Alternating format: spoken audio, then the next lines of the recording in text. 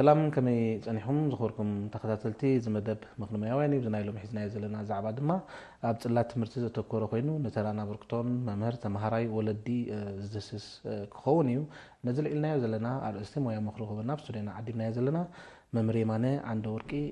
رئيس ممهر ماغلاي كلاين درجه رئيس عديو ممري ماني نفس لنا قعد حمزه أنا استوهبني عدل حسابي ككافل ني ارتي بي مسجن يغنينا ممري مانا كم زت تقصكو بزعبا بقعت تمرتي إنا كنزار ولا مو بقعت تمرتي بخميز لكع مجمرة بزي نجمر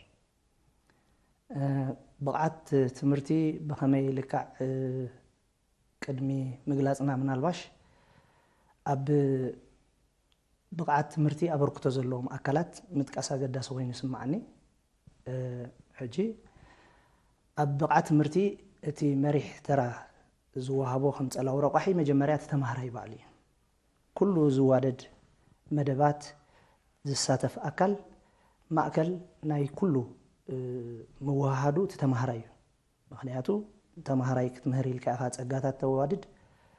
اقم سب تقرب مدبات حنصص مالتي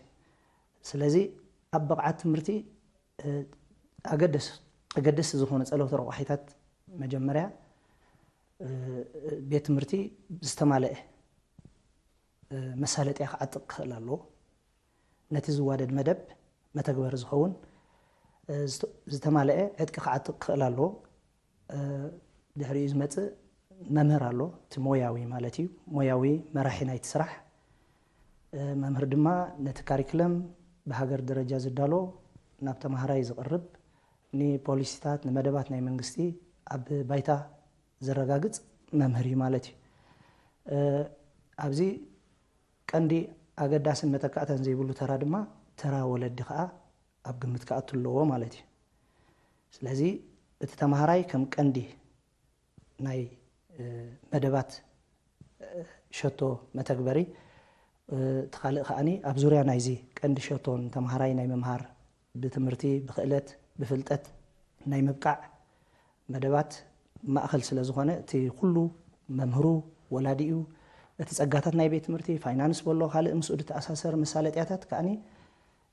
ዝተማልአ ዝኸውን ኣብ ብቕዓት ናይ ትምህርቲ እቲ ቀዳማይ መለክዕ ይኸውን ማለት እዩ هراي تبو اسكي مساو تخيد اندازي امرغاص بقعت تمرتي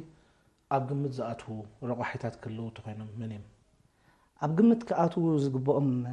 رقحيتات بقع ممهر مجمرح كل الله بقع ممهر عياي سب ممهر متكاتا يبلون نالباش ابتناي ولدون صنيح مصكاي ولادون استكا يكونن ترأو مالتي ممهر اتزدله مس زمننا زخيد فلطاتن كእለትን ናይቲ ዝምህረሉ ዘሎ አውዲ ትምህርቲ ካዓጥቅ خلالو ሞያዊ ዲሲፕሊን ክህልወሎ رئيس خبر خصمع خلالو ممر مخانو مالتي كلام سو زخيد اخل صغا ناي متغبري مسالطيا ناي فاينانس كهللو تبيت تمرتي ناناشع زحتو مسالطيا موارد زخون فاينانس كله خلالو اتي تحت قرص نايت بيت تمرت نبعلو كم درجه ملكعي ناي بقعت تمرتيو ابنت حنت خلاي درجه بيت تمرت ندحريلنا اخل مسالطيا ناي ممهر مستمهر وي تيچينج ايد لنا نصوعو ممهر اب ايدو خزو زغبا كالئون اب كفل خوادد زغبو كم ناي اوديو فيجوال مسالطيا كللو بقع ناي ساينس بيت فتنه كهلوا خلالو كابون حليفكا منالباش زاكل ጸጋታት ናይ መጽሐፍቲ ዘለዎ ቤት ንባብ ክህልዎ ግባ ዘለና ዘበን ድማ ዘበነ ቴክኖሎጂ ስለ ዝኾነ ኮምፒውተር ከዓ መሪሕ ተራያ ትሕዝ ናይ ስርዓተ ሓበሬታ መምሃር ዝኸውን ናይ ኮምፒውተር ቤት ፈተነ ናይ አይሲቲ ንብሎ ማለት እዩ ክህልዋ ክእላሎ እታ ቤት ትምህርቲ ነቶም ተማሃሮ ኢላ እተዋድዶ ውጥን ደረጃኡ ዝሓለዎ ኸውን ኣሎ ትውጥን መጀመርታ እዚ ትግበር ውጥናት ውን አባይታ ነቲ ክገጥሞ ዝኽእል እንተታት ኩሉ ኣብ ግምት ዘእተዎ ኮይኑ ትውጥን ክዳሎ ይግባ أبتجابر خا بزي زخنة تجمع تستوارد وطن كتجبر خلالله تمهراي كميلي زمهر أتا تقريبا دلها تحسه مرتي بخمية جبابي خا تقربا زتفعل لي ناي تمهراي ناي ممهر قلت أفه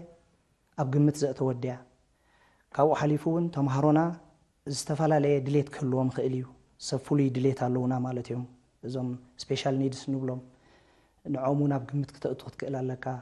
مغنياتهم مودة أتاسي دحرستو سنة ناي تمرتي بروجرام دحريت صرف تمهراي كيهلو متنقاقي مالتي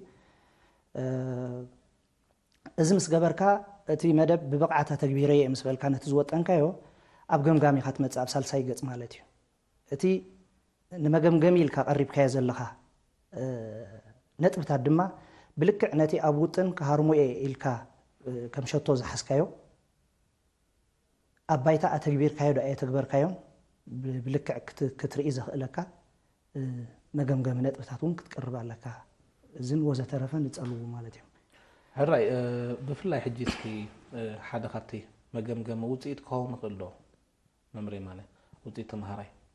كون خلو برقت بقعة تمهراي نلك علو مجمجم نتبي وطيت تمهراي الصوت راي كي كون خلي مالتي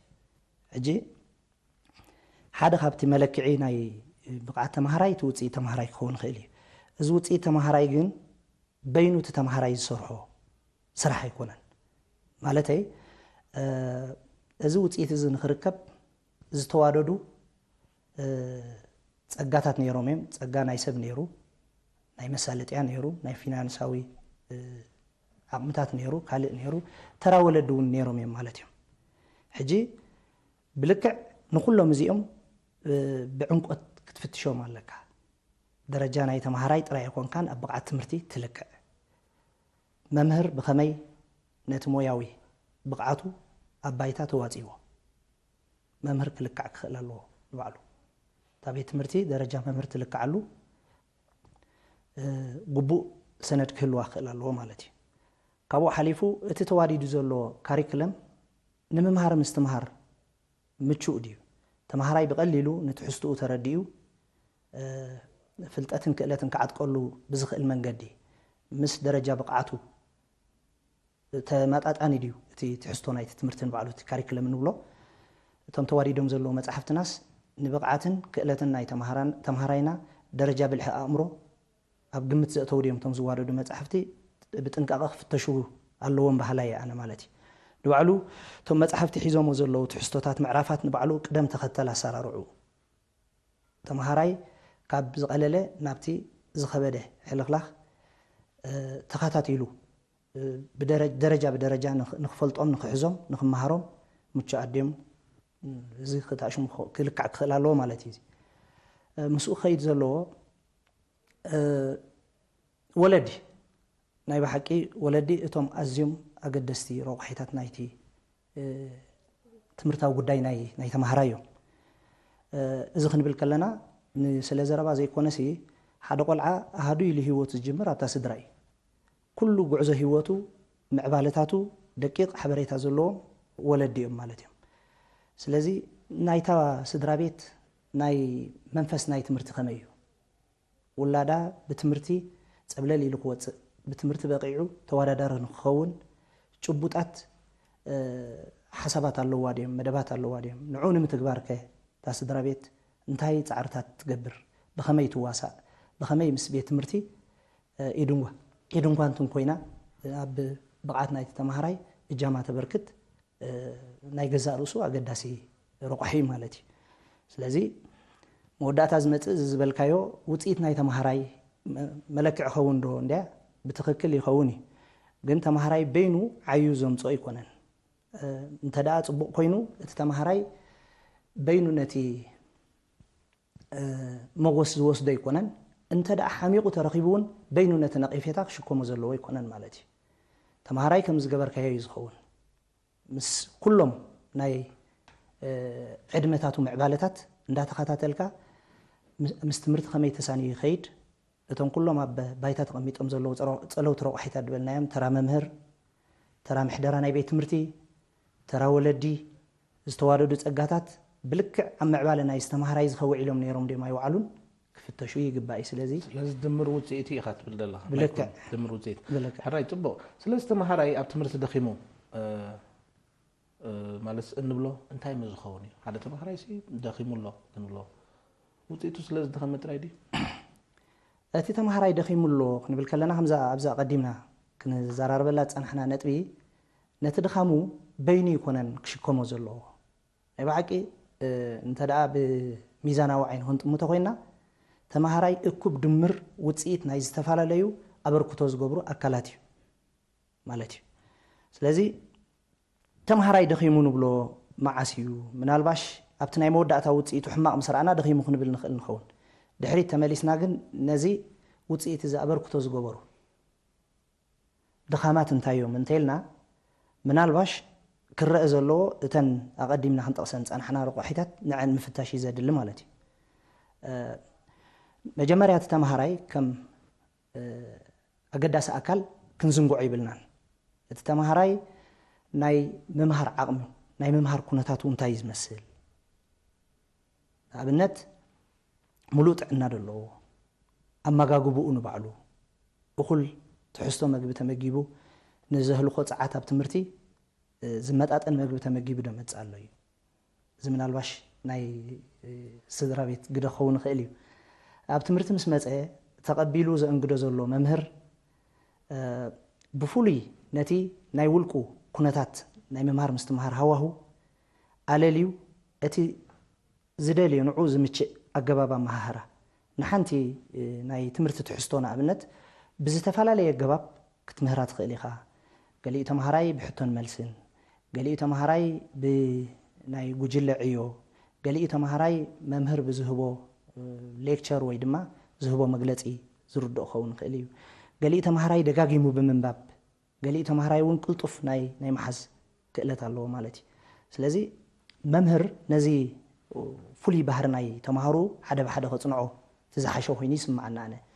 ምናልባሽ ምስ ዓቐን ናይ ኣብ ክፍሊ ዝእከቡ ተምሃሮ ወይ ኣብ ክፍሊ ተመዲቦም ዘለዉ ተምሃሮ ነቲ መምህር ኣድካሚ ምዃኑ ክርሳዕ የብሉን ግን መምህር ፅንሓለይ ዘይብሎ ዋጋ ከፍለሉ ዝግባእ ፅንሓለይ ዘይበሃል ዕዮ ምዃኑ ግን ክንርድኦ ይግባአናይ ማለት እዩ ስለዚ እዚ ሓደ ኣሎ ንባዕሎም እቶም መፅሓፍትና ናይ ቋንቋ ትሕዝቶኦም ኣቀራርብኦም ኣብ ቋንቋ ኣቀራርብኦም ኣብ ብቐሊሉ ክትርድኦም ብዝኽእል ድዮም ኩል ግዜ ተዋሂቦም ድዮም ተዳልዮም ቶም መፅሓፍቲ ናይ ብሓቂ ክኢላታት ናይ ምንዳፍ ካሪክለም ተመዲብሎም ድዮም ተሰሪሖም እሱ ንባዕሉ ኣብ ብቕዓት ናይ ተምሃራይ ፀላው ረቑሒ እዩ ቀንዲ ኸማን ኣብ ገዛ ምስ መፃና ኩነታት ናይታ ስድራ ቤት ሕጂ እውን ዘይተርፍ ፅንሓለይ ደይትብሎ እዩ ስድራ ቤት እታ ስድራ ንባዕላ ርግእቲ ድያ መጀመርታ ተምሃራይ ትምህርቲ ውዒሉ ምስ መፀ ሃዋህው ናይ ስድራ ቤት ከመይ ይፀንሑ ብድሆታት ኣለዋ ዲታ ስድራ ቁጠባዊ ብድሆታት ክኸውን ይኽእል ናይ ሰላምን ርግኣትን ዘለዋ ስድራ ክትከውን ኣለዋ ናይ ብሓቂ እኹል ግዜ ከትህብዶ ነቲ ቆልዓ ኣብ ትምህርቱ ተግሂዩ ክሰርሕ ካብተን ዝወሃብኦ 4-5 ሰዓት ናይ ትምህርቲ ትድበዝሐ ሰዓት ኣብታ ገዛ ስለ ዘሕልፎ ተማሃራይ እታ ዝበዝሐ በርክቶ ክትገብር ዘለዋ እታ ስድራ እያ ነዚ ብዝበቅዕ እታ ስድራ ኣበርክቶ ትገብር ኣላ ድያ የላ ንባዕሉ ወሳኒ እዩ ስለዚ ውፅኢት ተማሃራይ በይኑ ከም መለክዒ ናይ ትምህርቲ ወይ ድማ ከም መለክዒ ሕመቕ ክንወስዶ ቁኑዕ ኣይኮነን ኩሉ ኣበርካታ ኣካል ኣብ ቦትኡ ክህሉ ኣለዎ ማለት እዩ ሕራይ ተራ መምህር ከ ብፍላይ ምርጋፅ ብቕዓት ትምህርቲ ከመይ ይግለፅ መምህር እቲ ዓንዲ ማእከል ናይቲ ፅላት ትምህርቲ ስለዚ ተራ መምህር ኣብ ምርጋፅ ብቕዓት ከ ከመይ ክኸውን ዘሎ ኣገዳሲት ሕቶ እያ እዚኣ ኣዲብ መምህር ምስ ኩሉ ብድሆታት ክገጥሞ ዝኽእል እቲ ዝዓበየ ብቕዓት ዘለዎ ክብሪ ክወሃቦ ዝግባእ ዝያዳ ሚዛን ክወሃቦ ዝግባእ ኣካል እዩ ስለምንታይ መምህር ብዝለዓለ ትምህርቲ ብዝለዓለ ሞያ ዓጢቑ መፂኡ ነቲ መስርሕ መምሃር ምስትምሃር ብሓላፍነት ዝስከም መምህር እዩ ተምሃራይ ኣብ ክፍሊ እዩ ዝመሃር ተምሃራይን መምህርን ከዓ ኣብ ክፍሊ እዮም ዝራኸቡ ስለዚ መምህር እንታይ ክገብር ኣለዎ መጀመርያ ናይቲ ሒዝዎ ዘሎ ሞያ ግቡእ ሚዛን ክሕዝ ይግባእ ፍቅሪ ናይቲ ሞያ ክህልዎ ይግባእ ከድካ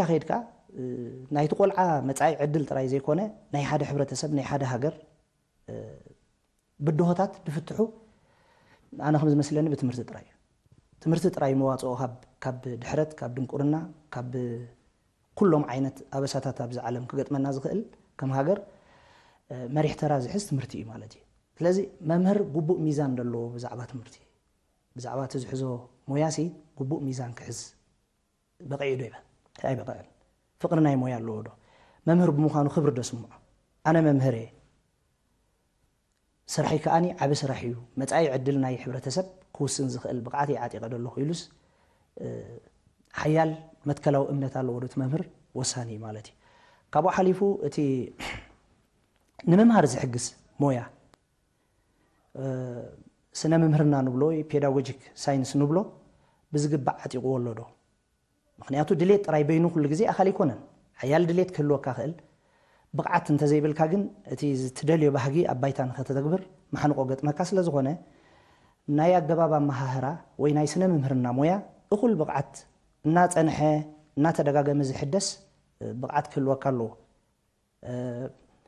ካብኡ ሓሊፉ ናይቲ ትምህሮ ዘለኻ ዓይነት ትምህርቲ ከኣኒ ዕሙቕ ዝበለ ፍልጠት ክህልወካ ኣለዎ ስለዚ እቲ መምህር ኣንባቢ ክኸውን ኣለዎ ናናሻዕ ዘንብብ ናናሻዕ ዝሕደስ ኮይኑ ክፀንሕ ክኽእል ኣለዎ እቲ መምህር ማለት ምስ ግዜ ክኸይድ ምታን ካብኡ ሓሊፉ ንተምሃራዩ ብግቡእ ዕለልዮ ዶ ተምሃሮና 53 ኣብ ክፍሊ ክህልው ይኽእሉ እዮም እዞም ተምሃሮ እዚኦም ዝተፈላለየ ውሽጣውን ደጋውን ባህሪ ኣለዎም ነዚ ብዙሕነት ኣብ ክፍሊ ዘሎ ባህሪ ከም ፀጋ ይቕበሎ ዶ እቲ መምህር ከም ፀጋ ተቐቢሉ ኣብ ሓደ ናይ መስርሕ ምምሃር ምስትምሃር ብዝተፈላለየ ሜላ ገይሩ ድሕሪት ዝተርፍ ተምሃራይ ከይህሉ ብትግሃት ሰሪሑ ተምሃሮኡ ናብ ዝቕፅል ክፍሊ ንክሓልፉ ዝሕግዞ ኣፍልጦ ናይ ተምሃሮኡ ኣለዎ ዶ ማሕበረ ቁጠባዊ ድሕረ ባይትኦም ናይ ኣእምሮኦም ምዕባለ ነቲ ሕብረተሰባዊ ብድሆታት ከይህሉ ብቲ ሕብረተሰብ ንኣብነት ዝበዝሐ ሕብረተሰብና ኣብ ሕርሻ ድወፍር ኣባላት ስድራ ድማ ኣብ ማእቶታዊ ንጥፈታት ክሳተፉ ዘገድድ መነባብሮ እዩ ዝነብር ማለት እዩ ስለዚ ምስ ትምህርቲ ከመይ ኣሳኒዩ ክመርሖም ክእል ነቶም ቆልዑ ምስቲ ዝገጥሞም ናይ ገዛ ዕዮ እዚ ጉባእ ኣፍልጦ ዘለዎ ናይ ብሓቂ እቲ ተምሃራይ እቲ መምህር ከዓ ነቶም ተምሃርኡ ብፍቅሪ ዝሕዞም ክኸውን ኣሎ ፈቃር መምህር ቁጥዐ ንገብር ኢና ሓንሳ ንቁጥዖም ኢና ክንቀፅዕ ዘይሚዛናዊ ግብረ መልሲ ክንህብ ንፍትን ኢና ናይ ብሓቂ ተምሃራይ ግን እንታይ እዩ ዘድሊ እንተኢልና ብፍቅሪ ክትሕዞ ኣለካ ብሓልዮት ክትሕዞ ኣለካ መምህር ነዚ ኩሎ መድያዊ ረቑሒታት ዘማልእ እንተኾነ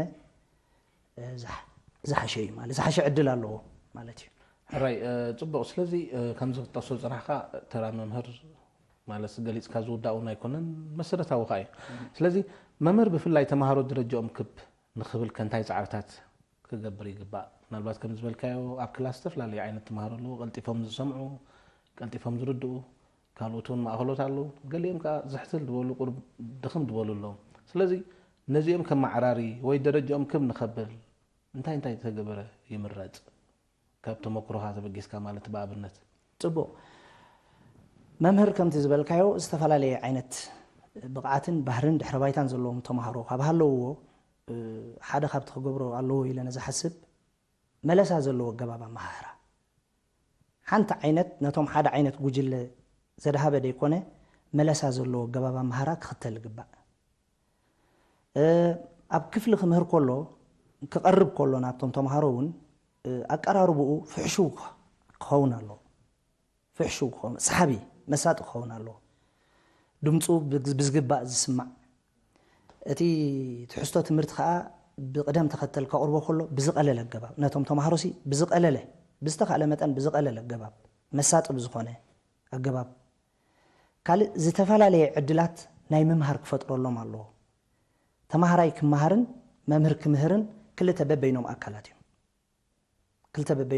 እዮም ስለዚ መምህር ዝያዳ ሚዛን ክህቦ ዘለዎ ተምሃራይ ከመይ ኣቢሉ እዩ ዝመሃር ኣነ ከመይ ገይረ እየ ዝምህሮ ጥራይ ኢሉ ዘይኮነ ክሓስብ ደሎ ተማሃራይ በየኖት ኣገባብ እንተ ተቀረበሉ ትምህርቲ እንተ ተዋደደ ትምህርቲ ዝያዳ ናይ መሓዝ ዝያዳ ናይ ምርዳእ ተኽእሎ ይህልዎ ኢሉ ተማሃራይ ኣብ ግምት ዘእተወ ቀራርባ ክቐርብ ክኽእል ኣለዎ ካብኡ ሓሊፉ ክርሳዕ ዘይብሉ ሕጂ እውን ኣብ መንጎ ወለድን ኣብ መንጎ እቲ ውልቀ መምህርን ጥቡቕ ዝምድና ክህሉ ይግባእ እዩ ምክንያቱ ኣብ መንጎ ወለድን ኣብ መንጎ እቶም ኣብ ክፍሊ ኣትዮም ዝምህሩ መምሃራንን ዝሓሸ ወይ ዝሰጠመ ዝምድና እንድሕር ኣሎ ብድሆታት ናይቲ ተማሃራይ ወይ ሕፅረታት ናይቲ ተማሃራይ ኣለሊኻ ፍታሕ ምንዳይ ዝሓሸ ባይታ ስለ ዝፈጥር ኣብ መንጎ መምሃራንን ወለድን ቀጻልነት ዘለዎ ተጨባጢ ተለካዒ ርክብ ክህሉ ይግባእ ማለት እዩ ሕራይ ጽቡቕ መምረይ ማነ እስኪ ንምፃእ ናብ ተራ ናይ ሱፐርቪዥን እዚ ምክትታል ብቕዓት ትምህርቲ ንኽረጋገጽ ተራ ሱፐርቪዥን ኣገዳሲ ኮይኑ ስምዓኒ ስለዚ ብኸመይ ክካየድ ዘለዎ እዚ ሱፐርቪዥን ወይ እዚ ምክትታል ትምህርቲ ዝበሃል ካብቶም ምኩርኻ ጽቡቕ ትሕቶ እዚኣ እውን ምናልባሽ ቤት ትምህርቲ ሓንቲ ኣካል ናይ መስርሕ ምምሃር ምስትምሃር ከም ምዃና መጠን ርእሳ ዝኽኣለት ኮይና ክትቀውም ኣለዋ እዚ ማለት እንታይ ማለት እዩ እታ ቤት ትምህርቲ ናይ ምሕደራ ኣካል ፊናንሳውን ካልእ ፀጋታትን ዘመሓድር ኣካል ክህልዎ ኣለዎ ስነ መምህርናዊ ጉዳያት ዝከታተል ከዓኒ ናይ ገዛእ ርእሱ ዝኽኣለ ስራሕ ዝሰርሕ ኣካል ክቀውም ኣለዎ ጉዳያት ተማሃሮ ዝከታተሉ ከዓኒ ካልኦት ኣካላት ኣብቲ ውሽጢ ቤት ትምህርቲ ክቆሙ ይግባእ ኣብ ርእሲ እቲ ካልእ መሳለጥያ ወይ ካልእ ጨናፍር ቤት ፅሕፈታት ናይታ ቤት ትምህርቲ ማለት እዩ እዚኦም ቶም ቀንዲ እዮም ሕጂ ግደ ሱፐርቪዥን ወይ ግደ ምክትታል ትምህርቲ እንዲኻልካዮ ዘለኻ ምናልባሽ እቲ ቀንድን መሰረታውን ኣገዳስን ዝበሃል ናይ ሱፐርቪዥናዊ ንጥፈት እታ ቤት ትምህርቲ ተካይዶ እዩ ምክንያቱ መዓልታዊ ምክትታል መዓልታዊ ሓበሬታ ምእካብ ዕድል ስለ ዝፈጥር ማለት እዩ ስለዚ ስነ መምህርናዊ ጨንፈር ናይታ ቤት ትምህርቲ ወዚ ፔዳጎጂካል ሰርቪስ ኦፊስ ዝበሃል መዓልታዊ ናይ ተማሃሮ ናይ መምሃራን ናይ ካልእ ክዋደዱ ዝግብኦም ነገራት ኣብ ቦትኦም ምህላዎም ግቡእ ምክትታል ክገብር ኣለዎ ሕፅረታት ኣብ ዝህሉ ድማ ቅልጡፍ ዝኾነ ግብረ መልሲ ሞያዊ ዝኾነ ምኽሪ እንዳሃብካ ማለት እዩ ስለዚ ሞያዊ ምኽሪ ንመምሃራን ኣብ ምሃብ መምሃራን ኣብ ምምእዛን ዘሎ ብድሆታት ኣብ ምፍዋስ ግዜ ከይበልዓኻ ድማ ቅልጡፍ ፍታሕ ኣብ ምግባር ብመምሃራን ክዕጠቑ ዝግባእ ነገራት እቲ መምህር ውጥን ኣዳሉ ዶ ብዝግባእ ግዚኡ ሓልዩ ውጥን ዶ የዳሉ ግዚኡ ሓልዩ ነቲ ዝወጠኖ ኣብ ባይታ የተግብር ዶ እዋናዊ ዝኾነ ገምጋምን ሚዛንን ተማሃሮ ይሕዝ ኣሎ ዶ ሰነዳት ምፍታሽ የድሊ ማለት እዩ ካብኡ ሓሊፉ እውን ኣብ ክፍሊ እንዳኣተወ ትዕዝብትታት ናይ ክፍሊ እንዳገበረ እቲ መምህር ክህልዎ ዝኽእል ምናልባሽ መምሃራና ርዱእ እዩ ገዳይ መምሃራን ኣለዉ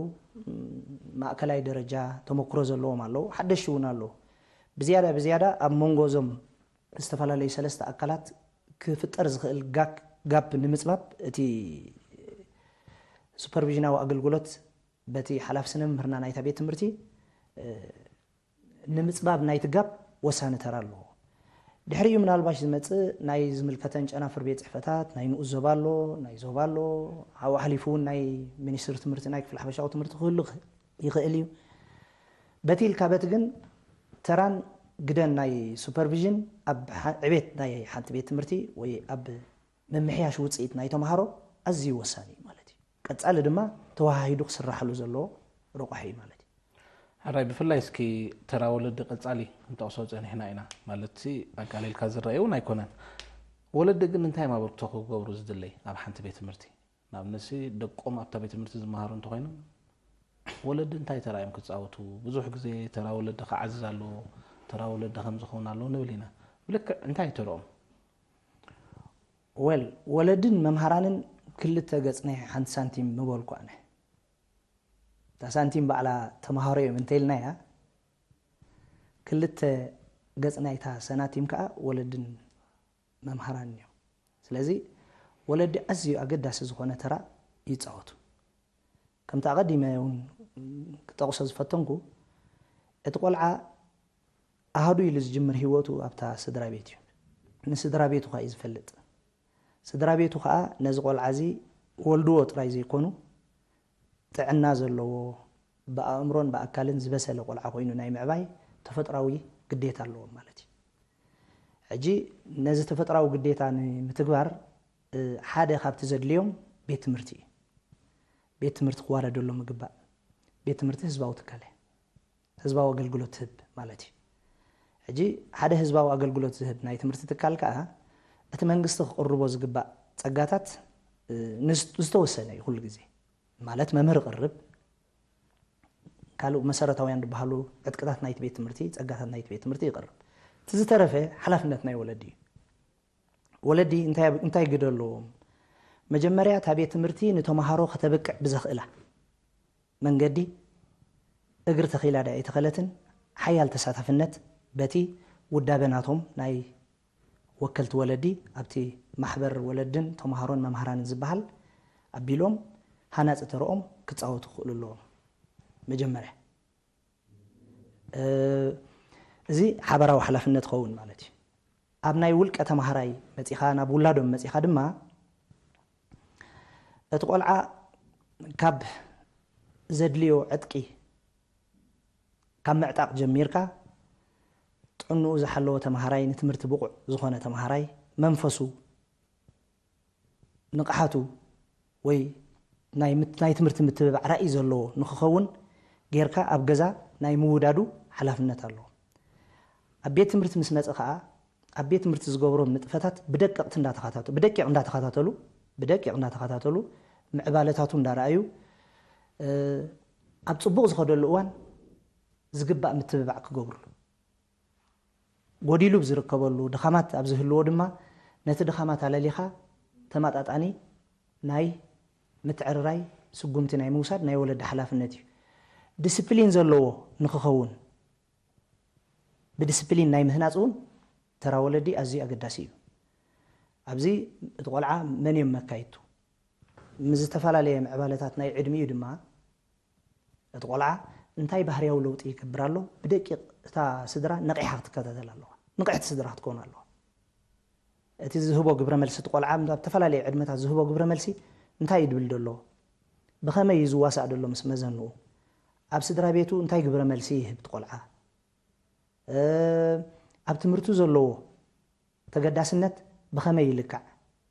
زوهابو عيو يسرحلو ديلن طراوستو مصحفتو بزغبا تواريدوم دو بزغبا اسرحلو مالو دو بدقيق فتشو نزرعايو غدله دما ابيت تمرتي غزي خيقتله ابيت تمرت مصيو مس بيت تمرتي يدنغوانتن بمخان نمفتحو صارتات كخيدا كغبرالو اتعوت سدرات بحال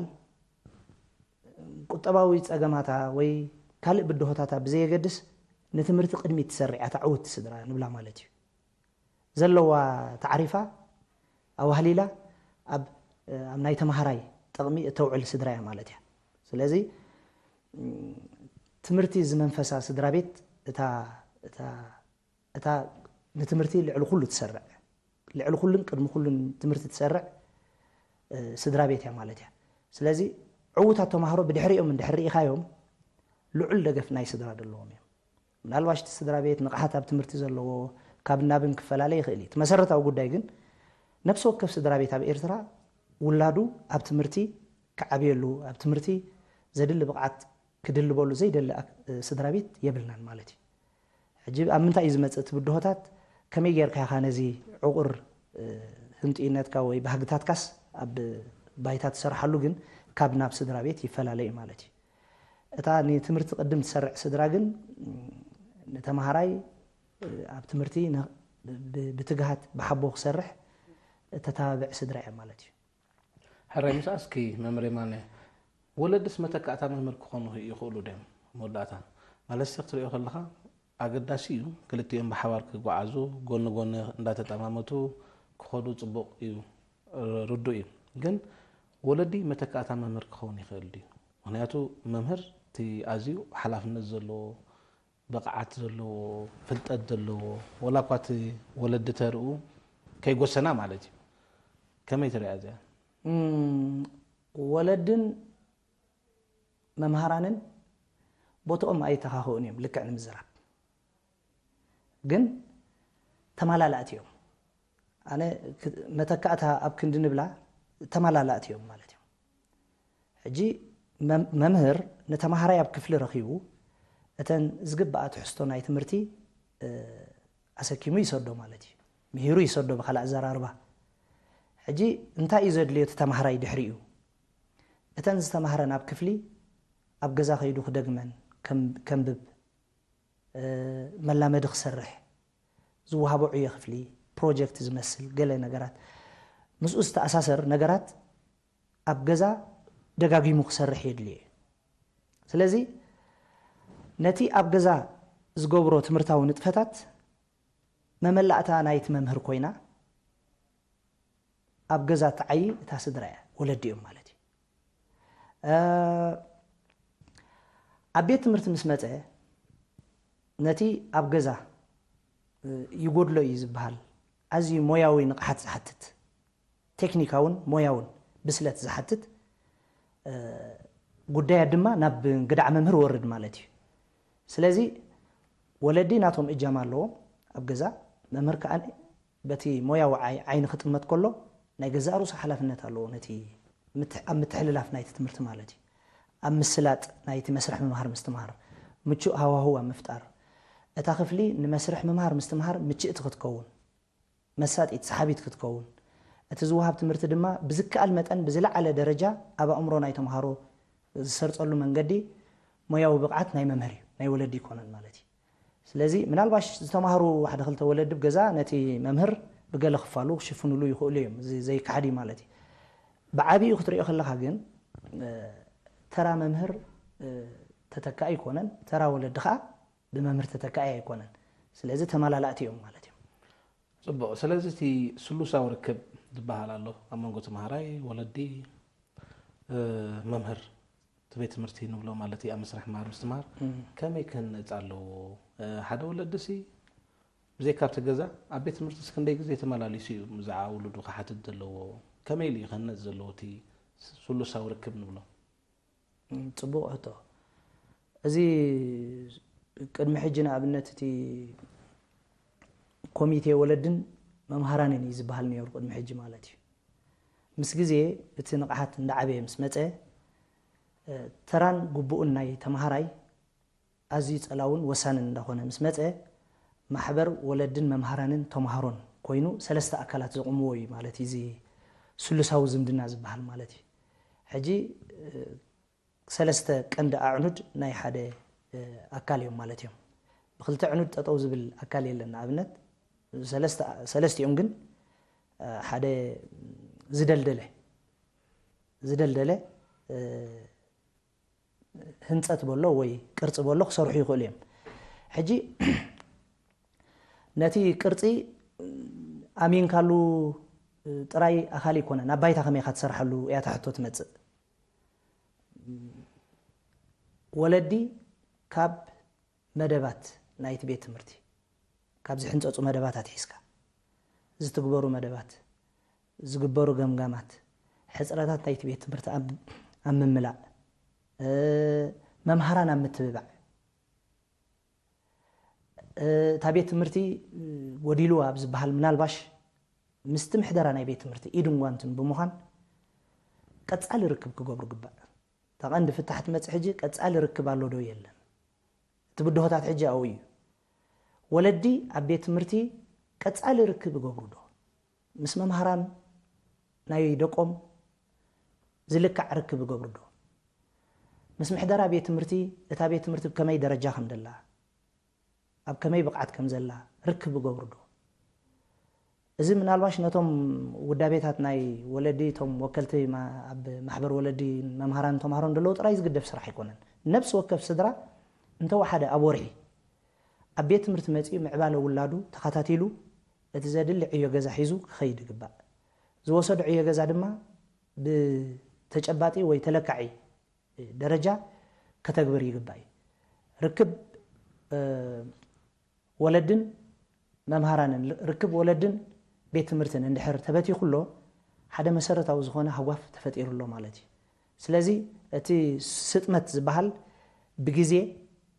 ብንጥፈታት ተለካዒ ይኸውን ኣለዎ ማለት እዩ ስለዚ ንይምሰል ኢልካ ትዛረቦ ክኸውን ደይኮነስ ብግብሪ ኣባይታ ክስራሓሉ ዝግባእ እዩ ወለዲ ድማ ኣብ ትምህርቲ ዝረአ ሃዋፋት ኣብ ምፍታሕ ናቶም እጃም እንታይ ምዃኑ እቲ ዝድለ ፍልጠት ክዓጥቁ ክኽእሉ ኣለዎም ዝድለ መረዳእታ ክህልዎም ይግባእ ምናልባሽ ነዚ መረዳእታ ዘስርፆት ምሕደራ ቤት ትምህርቲ ይርዱ እዩ ማለት እዩ ተራን ጉቡኣትን ናይ ወለዲ ኣብ ሓደ ቤት ትምህርቲ ካብ ውልቀ ተምሃራያት ሒዝካ ስጋዕ ትሕተ ቅርፂ